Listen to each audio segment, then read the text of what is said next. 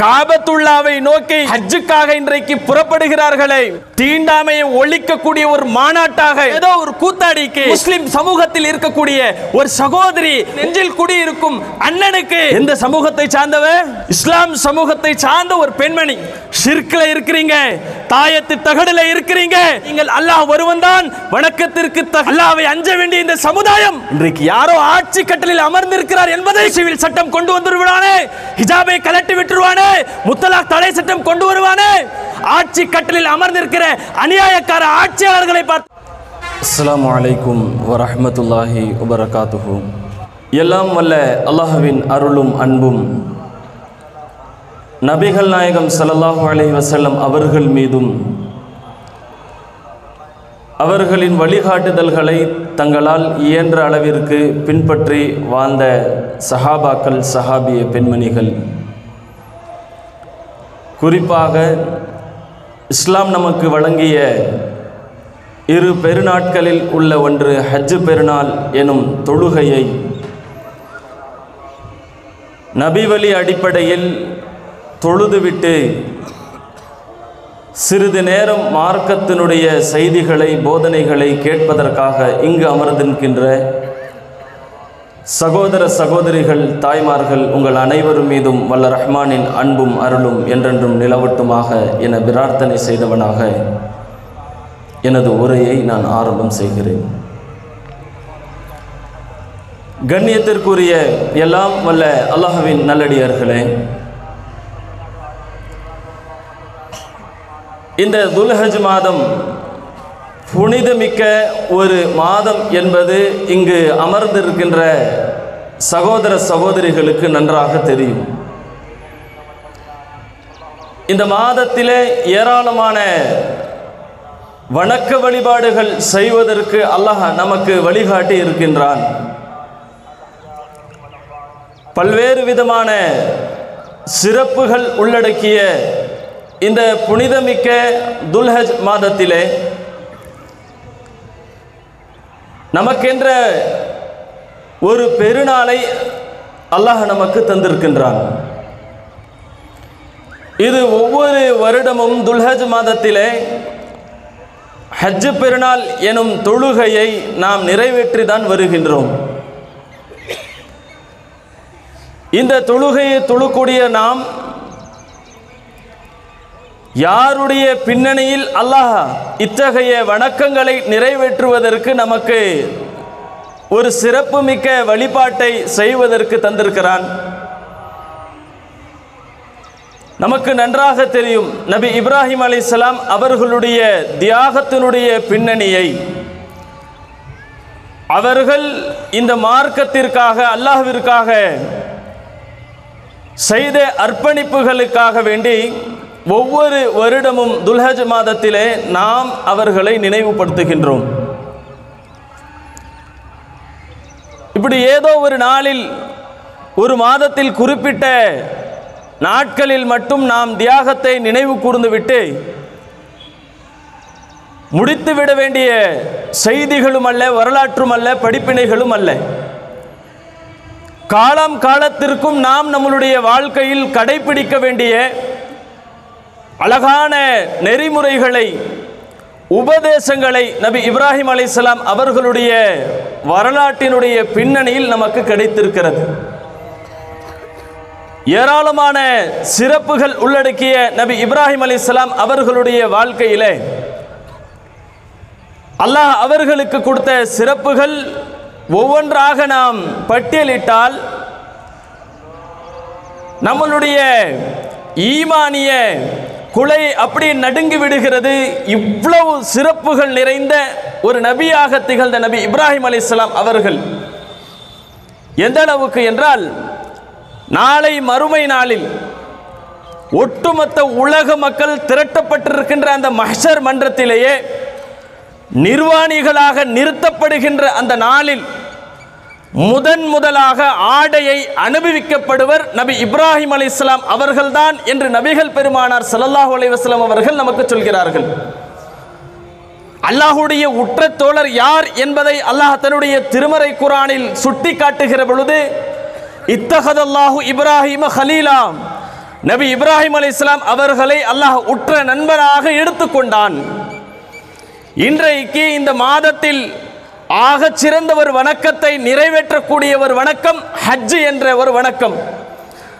லட்சோப லட்ச மக்கள் உலகத்தினுடைய அனைத்து மூளை முடுக்குகளிலிருந்து காபத்துல்லாவை நோக்கி ஹஜ்ஜுக்காக இன்றைக்கு புறப்படுகிறார்களே, தீண்டாமையை ஒழிக்கக்கூடிய ஒரு மாநாட்டாக இன்றளவும் உலகத்தில் பேசப்படக்கூடிய எந்த விதமான ஏற்றுத்தாழ்வுகளும் இன்றி, கருப்பர் வெள்ளையர் இன்றி, மொழியால் எந்த விதமான ஏற்றுத்தாழ்வுகளும் அல்லாத ஒரு அழகான ஒரு மாநாட்டை ஒவ்வொரு வருடமும் இந்த மாதத்தில் தான் நிறைவேற்றப்படுகிறது.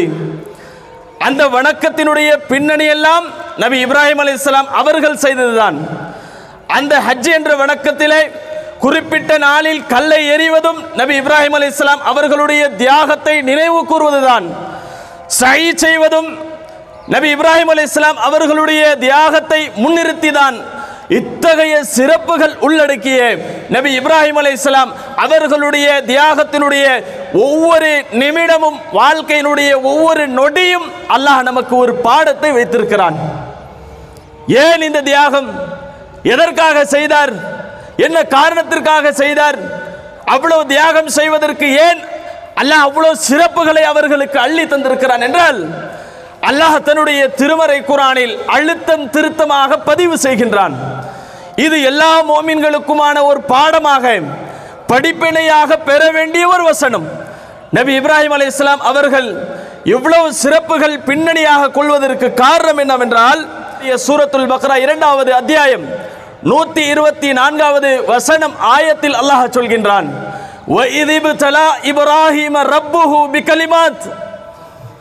பல வகையான சோதனைகள் மூலம் நபி இப்ராஹிம் அலைஹிஸ்ஸலாம் அவர்களை அல்லாஹ் சோதித்தான். அப்படி சோதிக்கிற பொழுது ஃபஅதம்மஹுன், அனைத்து சோதனைகளும் அவர் முழுமைப்படுத்தினார். ஒரு சோதனை அல்ல, 20 வயதில் வந்த சோதனை அல்ல, அவருடைய நபித்துவத்தினுடைய துவக்கத்தில் வந்த சோதனை அல்ல, ஒட்டுமொத்த வாழ்க்கையிலும் அவருக்கு சோதனையாகவே அல்லாஹ் வாழ்க்கை தந்திருந்தான். எங்கே திரும்பினாலும் சமுதாயத்தின் மூலமாக சோதனை, பிள்ளைகள் மூலமாக சோதனை, ஏகத்துவத்தை எடுத்துரைப்பதற்காக சோதனை, பல்வேறு விதமான அடக்குமுறைகள், இத்தனை விஷயங்களும் அல்லாஹ் ஒருவனுக்காக வேண்டி அனைத்தையும் நபி இப்ராஹிம் அலைஹிஸ்ஸலாம் அவர்கள் முழுமைப்படுத்தினார். அல்லாஹ் நபி இப்ராஹிம் அலைஹிஸ்ஸலாம் அவர்களை குறித்து அவர்கள் ஆற்றிய அந்த தியாகத்தை நினைவு கூறுகின்றான். எந்த அளவுக்கு தியாகம் என்றால், மனைவியை பாலைவனத்தில் விட சொல்லி அல்லாஹ்வுடைய உத்தரவு, தள்ளாத வயதில் பெற்ற மகனார் இஸ்மாயில் அலைஹிஸ்ஸலாம் அவர்களை அறுக்க வேண்டும் என்ற கனவின் மூலமாக அல்லாஹ் சொன்ன வார்த்தை உத்தரவு, இது அனைத்தையும் பார்க்கிற பொழுது நபி இப்ராஹிம் அலைஹிஸ்ஸலாம் அவர்கள் தன்னுடைய வாழ்க்கையிலே இறைவன் சொன்ன அத்தனை உத்தரவுகளும் கொஞ்சம் கூட பின்வாங்காமல் அல்லாஹ் சொல்லிவிட்டான் என்பதற்காக எந்த மனித சமுதாயமும் இல்லாத பாலைவனத்தில், எந்த மனிதனும் குடிபெயராத அந்த பூமியிலே இன்றைக்கு சோலைவனமாக திகழக்கூடிய அந்த காபாவை மக்கமா நகரத்திலே அல்லாஹ்வுடைய உத்தரவுக்காக வேண்டி மனைவி விட்டுட்டு வந்தார்களே, அது அல்லாஹ்விற்காக செய்த தியாகம். இதில் நமக்கு படிப்பினை இருக்கிறது. அல்லாஹ்விற்காக ஏற்றிருக்கிற இந்த கொள்கையை, இந்த மார்க்கத்தை யாருக்காகவும் எதற்காகவும் எந்த சூழ்நிலையிலும் நாம் அல்லாஹ்விற்காக விட்டுவிடக் கூடாது என்ற ஒரு செய்தியை அல்லாஹ் நமக்கு இங்கே பாடமாக கற்றுத்தருகின்றான். அதை அல்லாஹ் தன்னுடைய திருமறை குர்ஆனில் நபி இப்ராஹிம் அலைஹிஸ்ஸலாம் அவர்கள் செய்த அந்த தியாகத்தை அல்லாஹ்வே சிறப்பித்து பேசுகின்றான். யார் இந்த இப்ராஹிம்? ஏன் இந்த தியாகத்திற்கு கதாநாயக திகழ்கிறார்? இத்தனை சிறப்புகள் ஏன்? அல்லாஹ்வே விளக்கம் அளிக்கின்றான். அதே சூரத்துல் பக்ராவினுடைய 131வது வசனத்தில் அல்லாஹ் சொல்கின்றான், இது கால லஹு இப்ராஹிம், நாம் நபி இப்ராஹிம் அலைஹிஸ்ஸலாம் அவர்களுக்கு சொன்னோம், கட்டளையிட்டோம், உத்தரவிட்டோம், அஸ்லிம், நபி இப்ராஹிமே கட்டுப்படு என்று அல்லாஹ் உத்தரவிடுகிற பொழுது, அஸ்லம் துல் ரப்பில் ஆலமீன், அகிலங்களின் அல்லாஹ்வுக்கு நான் கட்டுப்பட்டு விட்டேன், முடிந்தது. அங்கே எந்த மறுபேச்சும் அல்ல. மனைவி இருக்கிறாளே, என் குழந்தை எத்தனையோ வருட காலம் அல்லாஹ்விடத்தில் கையேந்தி கேட்ட அந்த பிரார்த்தனைக்கு பலனாக இறுதி கட்டத்திலே வயோதிகத்திலே என் மனைவி குழந்தை பெறு இல்லாத ஒரு கட்டத்தில் நானும் கிழவனாக இருக்கிற அந்த நேரத்தில் அல்லாஹ் கொடுத்த அந்த குழந்தை செல்வம் நபி இஸ்மாயில் அலைஹிஸ்ஸலாம் அவர்களை பெற்றார்களே, பெற்ற பிறகு அல்லாஹ்வுடைய உத்தரவு வருகிறது, அறுக்க வேண்டும் என்ற கனவின் மூலமாக அல்லாஹ் அந்த கட்டளையிட்டுகிற பொழுது எல்லாத்துக்கும் சேர்த்து அஸ்லம்து லிரப்பில் ஆலமீன், அகிலங்களின் இறைவனாகிய அல்லாஹ்வுக்கு நான் கட்டுப்பட்டு விட்டேன் என்றார்களே. அந்த தியாக திருநாள் ஒவ்வொரு வருடமும் இந்த மாதத்தில் நாம் கடந்து போகின்றோம். கடந்த வருடம் இந்த நாளை கொண்டாடினோம். அதற்கு முந்தைய வருடம் கொண்டாடிய நாம் இந்த நாளினுடைய நபி இப்ராஹிம் அலைஹிஸ்ஸலாம் அவர்களுடைய வாழ்க்கையில் பெற வேண்டிய படிப்பினை பெற்றுவிட்டோமா என்று யோசித்து பாருங்கள். ஏதோ இன்றைக்கு வருகின்றோம், தொழுதுகிறோம், தொழுத பிறகு குர்பானி என்ற ஒரு வணக்கத்தை நிறைவேற்றி அவ்வளவுதான் நம்மளுடைய தியாகம் முடிந்து விட்டது என்ற ஒவ்வொருடைய மனநிலை இருக்கிறது. அறுத்து விட்டால் தியாகமா, தொழுது விட்டால் தியாகமா? அட நபி இப்ராஹிம் அலைஹிஸ்ஸலாம் அவர்களுடைய வாழ்க்கையில் ஒரு பகுதி அது. அல்லாஹ் நமக்கு சுன்னத்தாக்குறான், அவ்வளவுதான் விஷயம். ஏதோ மிகப்பெரிய செலவுகள் செய்து அல்லாஹ்விற்காக வேண்டி, இந்த மார்க்கத்திற்காக வேண்டி, ஏகத்துவத்திற்காக வேண்டி உயிரை பணயம் செய்தது போல நாம் பேசிக் கொள்கின்றோமே. இந்த நாளினுடைய தியாகத்தினுடைய கதாநாயகனாக இருக்கக்கூடிய நபி இப்ராஹிம் அலைஹிஸ்ஸலாம் அவர்களை நினைவு கூறும் விதமாக அல்லாஹ் நமக்கு தந்திருக்கிறான். அறுப்பது, புத்தாடை அணிந்து விட்டு தொழுது விட்டு சென்று விட்டால் முடிந்தது. தியாகம் செய்து விட்டோம், ஹஜ் பெருநாள் தொழுது விட்டோம், இதுதான் தியாகம். இன்னும் பார்க்கிறோம் நம்ம சமூகத்தில் தியாகம் எப்படி பேசப்படுகிறது. லப்பைக் அல்லாஹும்ம லப்பைக் ஸ்டேட்டஸ் வாட்ஸ்அப்ல, ஃபேஸ்புக்ல நபி இப்ராஹிம் அலைஹிஸ்ஸலாம் அவர்களுக்காக அவருடைய வாழ்க்கையில் மதித்து அல்லாஹ் கொடுத்த அந்த ஹஜ் என்ற வணக்கத்தை லட்சோப லட்ச மக்கள் அங்கே நிறைவேற்றுகிற பொழுது லப்பைக் அல்லாஹும்ம லப்பைக், அல்லாஹ் இதோ உனக்கு முன்னால் நான் ஆஜராகி விட்டேன், லா ஷரீக லக லப்பைக், உனக்கு இணையாக துணையாக யாரும் இல்லை என்ற அந்த ஏகத்துவ வார்த்தைகளை சொல்லியவர்கள் எத்தனையோ பேர் இன்றைக்கு இணை வைக்கக்கூடிய கொள்கையில் மூழ்கி இருக்கக்கூடிய ஒரு நிலை பார்க்கிறோமா இல்லையா? நம்மளுடைய தியாகத்தை வெளிப்படுத்தக்கூடிய தளங்கள் ஃபேஸ்புக்ல லப்பைக் அல்லாஹும்ம லப்பைக் சொல்லிவிட்டால் முடிந்ததா தியாகம்? ஸ்டேட்டஸ்ல வச்சு விட்டால் முடிந்ததா தியாகம்? அந்த தியாகம் நம்மளுடைய வாழ்க்கையினுடைய ஒவ்வொரு நொடியிலும் பிரதிபலிக்க வேண்டும். இந்த கொள்கைக்காக வேண்டி நபி இப்ராஹிம் அலைஹிஸ்ஸலாம் அவர்கள் 5000 வருடத்திற்கு முன்னால் வாழ்ந்த ஒரு மனிதர் இன்றளவும் உலகளாவிய மூளை முடுக்குகளில் இந்த ஹஜ் பெருநாள் வருகிற பொழுது அதனுடைய வரலாற்றுகளையும் சிறப்புகளையும் பேசப்பட்டு கொண்டிருக்கிறது. சாதாரண தியாகம் அல்ல, வாய்களால் பேசிவிட்டு செல்லக்கூடிய தியாகம் அல்ல.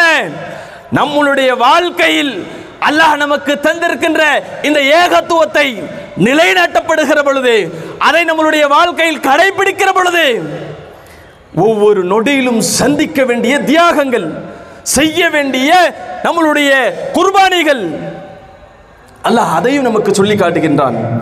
எந்த அளவுக்கு என்றால், கது கானத் லக்கும் உஸ்வத்துன் ஹஸனத்துன் ஃபீ இப்ராஹிம், நபி இப்ராஹிம் அலைஹிஸ்ஸலாம் அவர்களை குறித்து நமக்கான தகவல் அல்லாஹ் சொல்கிற பொழுது, இதோ நபி இப்ராஹிம் அலைஹிஸ்ஸலாம் அவர்களிடத்தில் உங்களுக்கு அழகிய முன்மாதிரி இருக்கிறது. எதில முன்மாதிரி?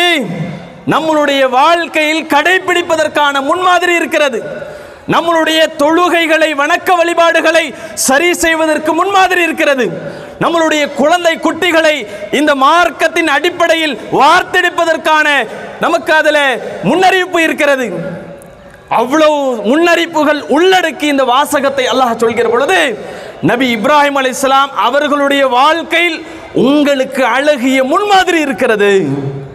நம்மளுடைய வாழ்க்கை சரி செய்வதற்கும், நம்மளுடைய வணக்க வழிபாடுகளில் கவனம் செலுத்துவதற்கும், நம்மளுடைய மனைவி மக்களை மார்க்கத்தின் அடிப்படையில் அவர்களை வளர்ப்பதற்கும், ஏன் அல்லாஹ்விடத்தில் கையேந்திய பிறகு அந்த பிரார்த்தனையிலிருந்து தடம் புரளாமல் உறுதியான உள்ளத்தோடு இருப்பதற்கும், இந்த ஏகத்துவத்தை ஏற்றுக்கொண்ட பிறகு யாருக்காகவும் எதற்காகவும் அஞ்ச மாட்டேன் என்று உறுதி கொள்வதற்கும் நபி இப்ராஹிம் அலைஹிஸ்ஸலாம் அவர்களுடைய வாழ்க்கையில் நமக்கு அழகான முன்மாதிரி இருக்கிறது என்பதை அல்லாஹ் 60வது அத்தியாயத்தினுடைய 4வது வசனத்தில் நமக்கு சொல்கின்றான்.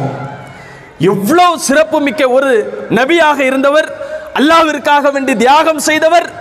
அவரை குறித்து அல்லாஹ் நமக்கு மட்டும் சொல்லாமல் நபிகள் பெருமானார் ஸல்லல்லாஹு அலைஹி வஸல்லம் அவர்களுக்கு அல்லாஹ் உத்தரவிடுகிறான், நபியே இத்தபி மில்லத இப்ராஹிம் ஹனீஃபா, உண்மை வழியில் நின்ற நபி இப்ராஹிம் அலைஹிஸ்ஸலாம் அவர்களை நீங்கள் கட்டுப்படுங்கள், பின்பற்றுங்கள். உலக மக்கள் அனைவருக்கும் அல்லாஹ் உத்தரவிடுகின்றான், நபிகள் நாயகம் ஸல்லல்லாஹு அலைஹி வஸல்லம் அவர்கள் உங்களுக்கு ரோல் மாடல். அத்தகைய ரோல் மாடலாக திகழக்கூடிய நபிகள் பெருமானார் ஸல்லல்லாஹு அலைஹி வஸல்லம் அவர்களுக்கு அல்லாஹ் உத்தரவிடுகின்றான், உண்மை வழியில் நின்ற நபி இப்ராஹிம் அலைஹிஸ்ஸலாம் அவர்களை நீங்கள் பின்பற்றுங்கள், கட்டுப்படுங்கள். அவர்களுடைய வாழ்க்கையில் அப்படி இருக்கிறது, உங்களுக்கு முன்மாதிரி. எவ்வளவு சிறப்புகளும் படிப்பினைகளும் பாடங்களும் அல்லாஹ் நமக்கு சொன்னானே, ஏன் அவர் செய்தார் தெரியுமா? அதுதான் இன்றைக்கு நாம் தெரிந்து கொள்ள வேண்டிய பாடமாக படிப்பினையாக பெற வேண்டிய மிக முக்கியமான 2 தகவல் இன்ஷா அல்லாஹ் சொல்கின்றேன். அதில் முதல் தகவல் என்ன தெரியுமா? நம்ம பேசுகிறோம், நபி இப்ராஹிம் அலைஹிஸ்ஸலாம் அவர்கள் அல்லாஹ்விற்காக வேண்டி அனைத்து துறைகளிலும் துணிந்தார்கள், பின்வாங்கவில்லை. சமுதாயத்தினுடைய எதிர்ப்புகளை காணித்தன் உம்மத்தல் இல்லா, தனி சமூகமாக நின்றார். பேசுகின்றோம். ஏன்? அதை அல்லாஹ் தன்னுடைய திருமறையில் குறிப்பிடுகின்றான். 3வது சூரா, அந்த சூறாவில் அல்லாஹ் குறிப்பிடுகிற பொழுது, வல்லதீன ஆமனு அஷத்து ஹுப்பல்லில்லாஹ், இங்கேதான் நாம் தோற்று போகின்றோம், இங்கேதான் நாம் தடுமாறுகின்றோம். அந்த விஷயம் என்னவென்றால், அல்லாஹ்வை நேசிப்பதில் இறை நம்பிக்கை கொண்டவர்கள் மிக உறுதியானவர்கள். நபி இப்ராஹிம் அலைஹிஸ்ஸலாம் அவர்களிடத்தில் அந்த முஹப்பத், அல்லாஹ்வின் மீது வைத்திருக்கிற அந்த நேசம் அசைக்க முடியாததாக இருந்தது. இறை நம்பிக்கையாளர்களுக்கும் அத்தகைய உறுதியான முஹப்பத் நேசம் இருந்தது என்று அல்லாஹ் இதில் பட்டியலிடுகின்றானே, அந்த நேசம் எனக்கு இருக்கா? அல்லாஹ்வை பற்றிய நேசம், அல்லாஹ்வை நேசிக்கின்றோம், விரும்புகின்றோம் என்று சொல்லி இந்த மார்க்கத்திற்காக வேண்டி நாம் செய்தது என்ன? 1 2 சொல்லிவிடுங்கள். என்ன செஞ்சோம்? இன்றைக்கு சமூகத்திலே நேற்றைய தினம் பார்த்தோம், ஏதோ ஒரு கூத்தாடிக்கு அவர் சொல்கிறார், ஒரு முஸ்லிம் சமூகத்தில் இருக்கக்கூடிய ஒரு சகோதரி ஒரு ஸ்டேட்டஸ் வைக்கிறார், தன்னுடைய ஃபேஸ்புக் பக்கத்திலே எழுதி வெளியிடுகிறார், குடியிருக்கும் என் நெஞ்சில் குடியிருக்கும் அண்ணனுக்கு என்னுடைய வாழ்த்து, அவர்களை வழங்குகின்றோம், மிகச் சிறந்தாக அவர் வாழட்டும் என்று வாழ்த்து செய்தி குறிப்பிடுகிறார். எந்த சமூகத்தை சார்ந்தவர்? இஸ்லாம் சமூகத்தை சார்ந்த ஒரு பெண்மணி. அல்லாஹ்வுடைய நேசம் அவருடைய நெஞ்சில் குடியிருக்க வேண்டும். நபி இப்ராஹிம் அலைஹிஸ்ஸலாம் அவர்களுடைய நேசம் அவருடைய நெஞ்சில் குடியிருக்க வேண்டும். நபிகள் பெருமானார் ஸல்லல்லாஹு அலைஹி வஸல்லம் அவர்களுடைய நேசம் அந்த பெண்மணியுடைய உள்ளத்தில் கூடியிருக்க வேண்டும். யாரை குறிப்பிடுகிறாள்? ஏதோ ஒரு கூத்தாடி நடிகரை குறித்துவிட்டு அவருடைய நேசம் என் நெஞ்சில் குடியிருக்கிறது, அவர் வாழட்டும் என்று வாழ்த்து செய்து குறிப்பிடுகிறார். இதுதான் இந்த சமூகத்தினுடைய நிலை. இதுதான் இன்றைய முஸ்லிம் சமூகத்தினுடைய அல்லாஹ்வுடைய நேசம். ஆனால் நபி இப்ராஹிம் அலைஹிஸ்ஸலாம் அவர்களுடைய நேசத்தை பற்றி நாம் ஒவ்வொன்றாக பேசுகிற பொழுது, உறுதியாக அல்லாஹ்வை அவர் நேசித்தார், மிக கடுமையாக நேசித்தார். அந்த நேசம்தான் பாலைவனத்தில் விடுவதற்கும் தடுக்கவில்லை, மகன் இஸ்மாயில் அலைஹிஸ்ஸலாம் அவர்களை அறுப்பதற்கும் தடுக்கவில்லை. நெருப்பு குண்டத்தில் வீசப்படுகிற பொழுது அதற்கு எதிர் முன் நிற்கிற பொழுது அல்லாஹ்வுடைய நேசம்தான் அவருடைய மனதில் இருந்தது. அதையும் அவருக்கு பெரிசாக தெரியவில்லை.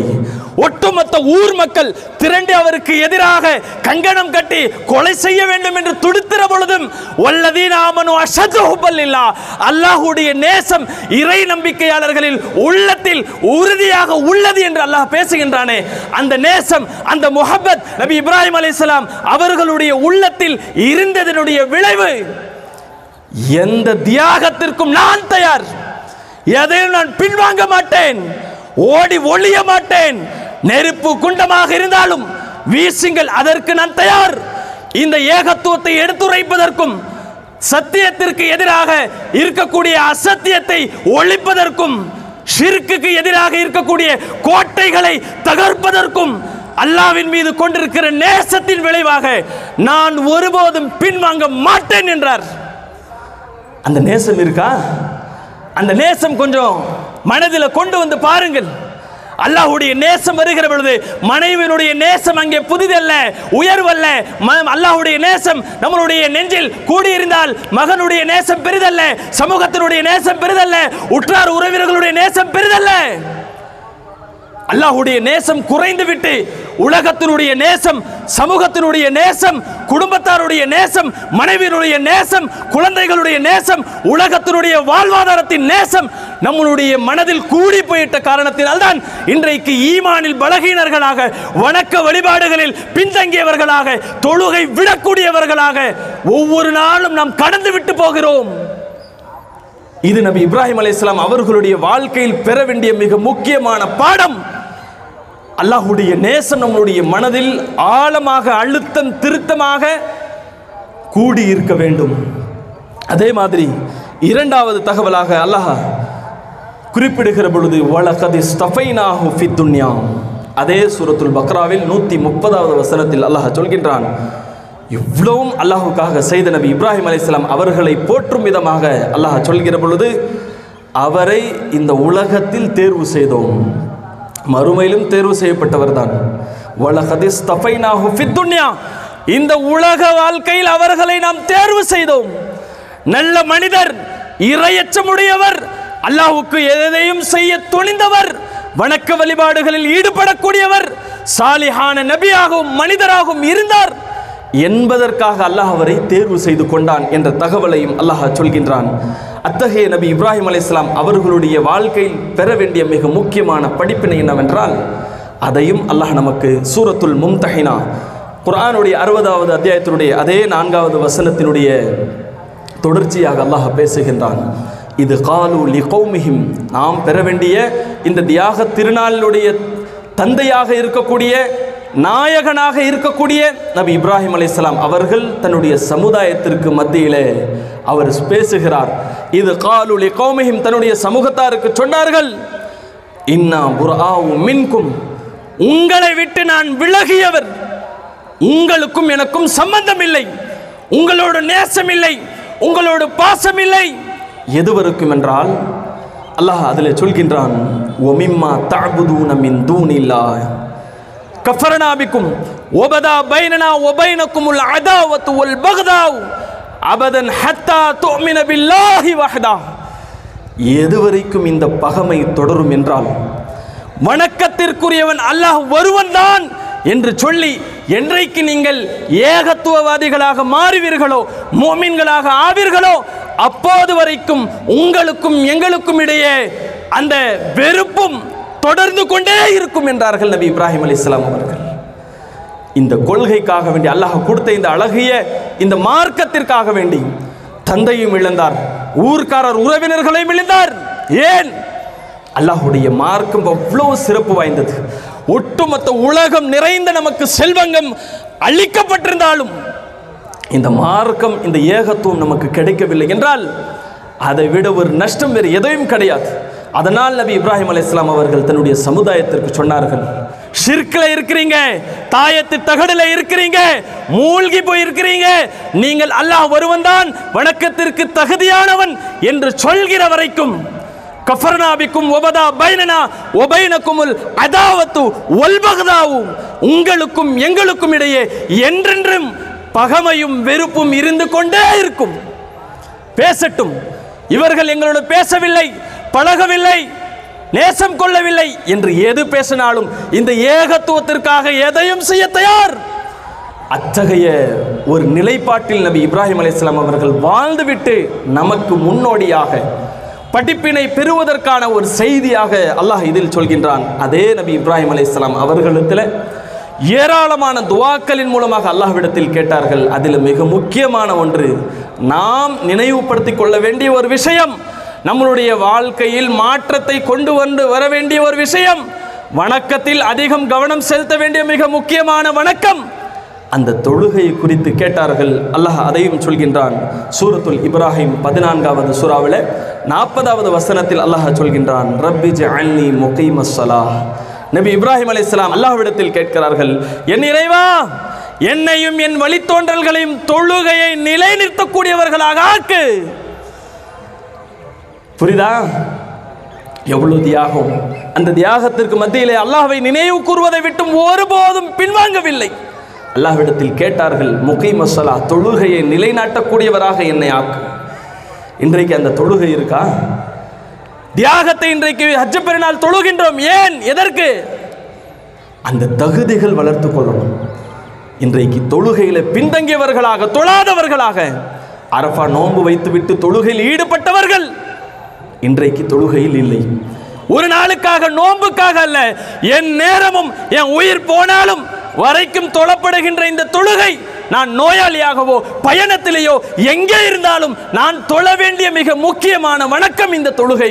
அந்த தொழுகையை குறித்து அல்லாஹ்விடத்தில் கையேந்துகிறார்கள். ரப்பி ஜஅல்னி, இறைவா, முகீமஸ்ஸலாஹ், என்னையும் என்னுடைய வழித்தோன்றல்களையும் உன்னை தொழக்கூடியவர்களாக, தொழுகையை நிலைநாட்டக்கூடியவர்களாக ஆக்கு என்றார்களே. அந்த ஒரு வணக்கத்தை இன்றைய தியாக திருநாளில் நாம் சபதமாக ஏற்ற வேண்டிய நாள். நபி இப்ராஹிம் அலைஹிஸ்ஸலாம் அல்லாஹ்வுக்காக எவ்வளவு செய்தார். அவர் வணக்க வழிபாடுகளில் சிறந்தவராக திகழ்ந்தார் என்று நானும் இன்றைய ஹஜ் பெருநாளிலிருந்து, இந்த தியாக திருநாளிலிருந்து என்னுடைய தொழுகையும் இனிமேல் இன்ஷா அல்லாஹ் விடமாட்டேன். இதற்கு நான் தியாகம் செய்ய தயார். என்னுடைய வியாபாரம் இந்த தொழுகைக்காக தியாகம் செய்ய தயார். என்னுடைய உலக வாழ்க்கைக்காக செய்யக்கூடிய நேரங்கள் அத்தனையும் தியாகம் செய்து தொழுகையில் தொழக்கூடியவனாக ஆகுவேன் என்று சபதம் ஏற்படுத்தக்கூடிய நாள் இந்த நாள். நபி இப்ராஹிம் அலைஹிஸ்ஸலாம் அவர்களிடத்தில் காணப்பட்ட இறையச்சம், அதையும் இன்றைக்கு நாம் நம்மளுடைய வாழ்க்கையில் மாற்ற வேண்டிய, படிப்பினை பெற வேண்டிய ஒரு நாள். மலக்குமார்கள் அல்லாஹ் அனுப்பி வைத்து, ஃபபஷ்ஷிருஹு பிகுலாமின் அலீம், அறிவுள்ள ஒரு ஆண்மகனை உங்களுக்கு நற்செய்தி என்று சொல்வதற்காக வானவர்கள் வருகை தருகிறார்கள் நபி இப்ராஹிம் அலைஹிஸ்ஸலாம் அவர்களுடைய வீட்டிற்கு.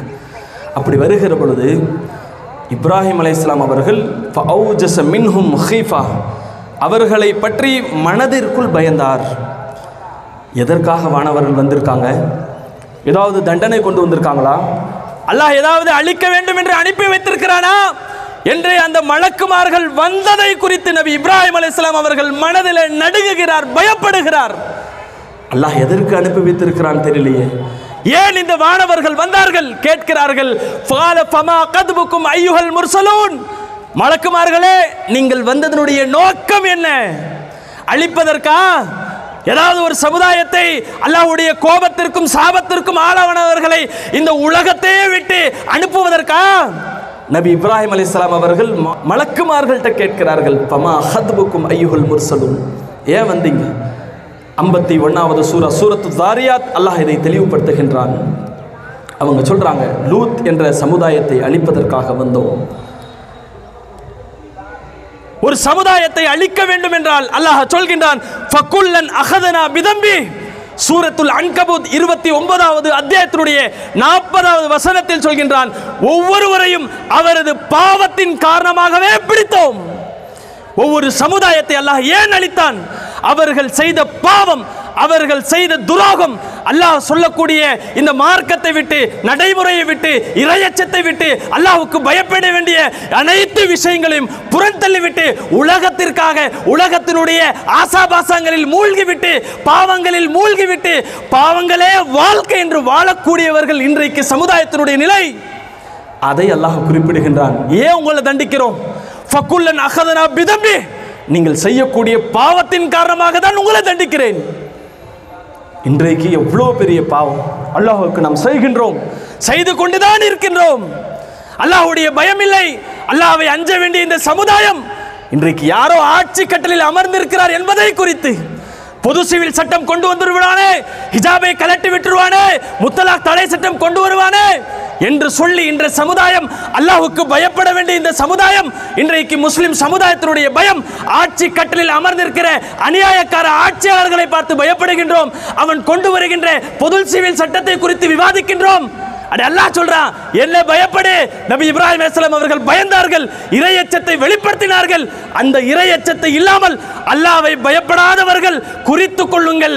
நீங்கள் அல்லாஹ்வை பயப்படவில்லை என்றால் உலகத்தில் இருக்கக்கூடிய அத்தனை பேரும் நீங்கள் பயப்படுவீர்கள். அத்தனை விஷயத்திற்காக உங்களுடைய உள்ளம் நடுங்கும். அதை அல்லாஹ்வை பயந்து பாருங்கள். ஒரு விதமான தைரியம் அல்லாஹ் கொடுப்பான். வணக்கத்திற்கு தகுதியானவள் குல் இன்ன ஸலாத்தி வ நுஸுகி வ மஹ்யாய வ மமாத்தி லில்லாஹி ரப்பில் ஆலமீன். நபிகள் நாயகம் ஸல்லல்லாஹு அலைஹி வஸல்லம் அவர்களுக்கு அல்லாஹ் சொன்னானே, இன்ன ஸலாத்தி என்னுடைய தொழுகை, வ நுஸுகி என்னுடைய வாழ்வு, வ மஹ்யாய என்னுடைய வாழ்வையும் என்னுடைய மரணத்தையும் என்னுடைய உலக வாழ்க்கையும் லில்லாஹி ரப்பில் ஆலமீன் அகிலத்தின் இறைவனாகிய அல்லாஹ்வுக்கு மட்டும்தான் என்று சொல்லி பாருங்கள். என்னுடைய உலக வாழ்க்கை அல்லாஹ்வுக்காக தான். என் தொழுகை, என் வணக்க வழிபாடு, என்னுடைய உலக வாழ்வு, என்னுடைய மௌத்து லில்லாஹி ரப்பில் ஆலமீன் என்று சொல்லக்கூடிய சமுதாயம் இன்றைக்கு கண்டவர்களுக்கு பயப்படக்கூடிய ஒரு நிலை இருக்கிறது என்றால் அல்லாஹ்வை பற்றிய அச்சம் இன்றைக்கு நமக்கு இல்லை. பயப்பட வேண்டிய விதத்தில் நாம் பயப்படவில்லை.